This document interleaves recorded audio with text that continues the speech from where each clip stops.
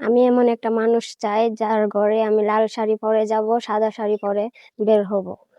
আপু লাল শাড়ি পরে যাবেন, সাদা শাড়ি পরে বের হবেন, তাই তো? জি, তার মানে আপনার স্বপ্নটা ভবিষ্যৎ পর্যন্ত কিন্তু। জি, তো প্রিয় দর্শক, আসলে এখানে বলার মতো ভাষা নাই যে আপু কিন্তু দেখতে মাশাআল্লাহ অনেকটাই চমৎকার। আপুর কথা বলার যে বচনভঙ্গি সম্পূর্ণ কিন্তু ভিন্ন রকম, যা আপনারা ইতিপূর্বে শুনলেন। আপু আপনার নাম কি? নাম মিম। মিম। আপনার বয়স কত? 20 বছর। 20 বছর। পরিবারে কে কে আছেন? বাবা নাই, মা আছে। এক বাবা ভাই নেই। এক বোন। এক ভাই এক বোন। জি, তো আপু আপনার বয়স কত? 20 বছর। 20 বছর।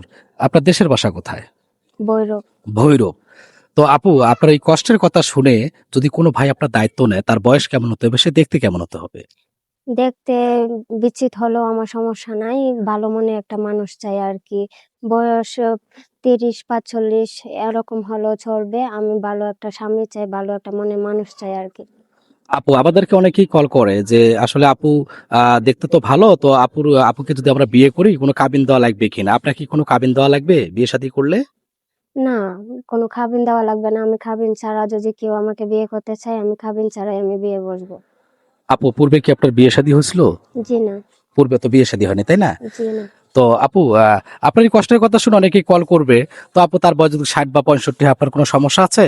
জি না, আমার কোনো সমস্যা আহ নেই। তার ঘরে বউ বাচ্চা আছে, আপনার দায়িত্ব নিবে, আপনার কোনো সমস্যা আছে? জি না।